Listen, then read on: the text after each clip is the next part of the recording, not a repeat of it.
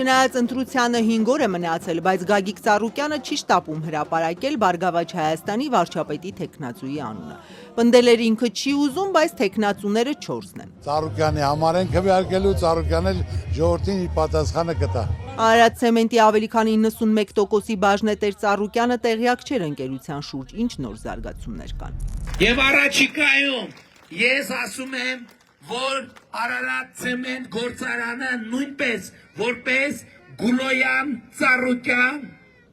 կլանի կողմից ապօրինի յուրացված գույք կվերադարձվի Հայաստանի Հանրապետությանը եւ կպետականացվի, կազգայնացվի։ Այդ թվում Ծառուկյանի ուժին պատերազմի եռագլուխ կուսակցություն անվանող վարչապետը հենց ընտրաշավի ընթացքում հայտարարեց իր որոշման մասին։ Դա մայիսի 20-ն էր։ Դրանից ժամեր անց միայն իրավապահները հաղորդեցին, որ 2002-ին Արարատ ցեմենտի մասնավորեցման գործընթացում առերևույթ հանցանքի տարրեր են հայտնաբերել։ Չնայած պնդել էին, որ վարչապետի հայտարարությունից առաջ են ուսումնասիրությունն արել։ Հակակոռուպցիոնում գործի նախաքննությունը դեռ շարունակվում է, բայց դատախազությունը հանցանքի մասին հաղորդում տալուն զուգահեռ նաև կառավարությանն առաջարկել էր քննարկել խախտումները եւ դրանց հետևանքները վերացնելու նպատակով ընկերությունում ժամանակավոր կառավարիչ նշանակելու նպատակահարմարությունը։ Մինչ այդ հաղորդագրությունը կտարածվեր, վարչապետ Փաշինյանն արդեն ասել էր կնշանակվի։ Մոտ 2 շաբաթ է անցել, բայց կառավարիչ նշանակելու մասին գործադրիչ չեն հաղորդել։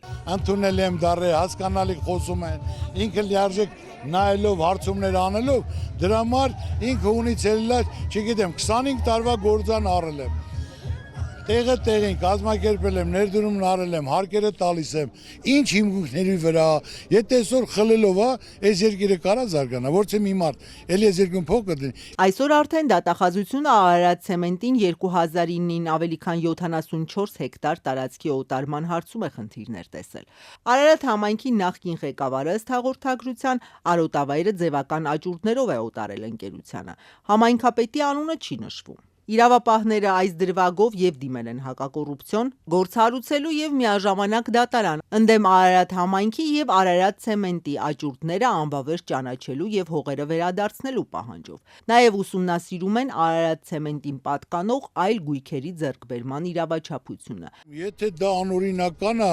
խնդրեմ, հարց կա, բայց եթե համայնքը ներկայացել է աճուրդ, տենդեր, մենք մասնակցել ենք, ես კი խաբարել չեմ, գնել ենք, ինչն է խնդիր։ Հիմա երևի ուզում են դա հետ վերցնեն, որ ադրբեջանցիները կանց եմ զավոտ էլ դնեն։ ԲՀԿ ղեկավարն այսօր մասիսում էր իր շուրջ իրավական գործընթացը զուտ իր ընդդիմադիր կեցվածքի հետ է կապում։ Սենց բան երբեք չի եղել։ Իսկ 36 թվին չի եղել։ Մարդիկ խոցան բռնեն։ Իշխանությունից դժգոհ է, մինչ Նիկոլ Փաշինյանն ասում է, որ Գագիկ Ծառուկյանի, Ռոբերտ Քոչարյանի եւ Սամվել Կարապետյանի ուժերը պայքարի են ելել իր բերած խաղաղությունը վերանայելու համար, ԲՀԿ ղեկավարն էլ այսօր պնդում էր, թե ԿՊ-ն հաղթի 6 ամսից ադրբեջանցիները նոր տարածքային պահանջ են ներկայացնելու։ Որ ասում են մենք խաղաղություն ենք բերել։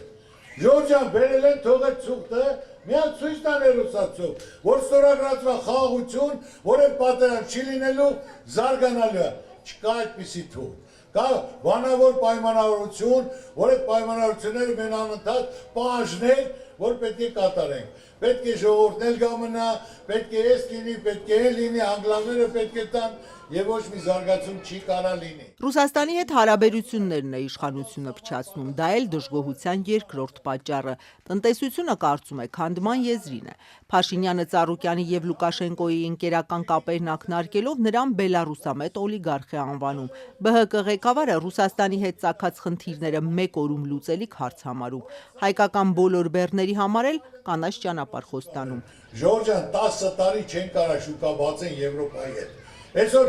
Թուրքիան չի կարող բացի քանի տարի։ Այդ ոնց է Եվրոպայի շուկա բացելու։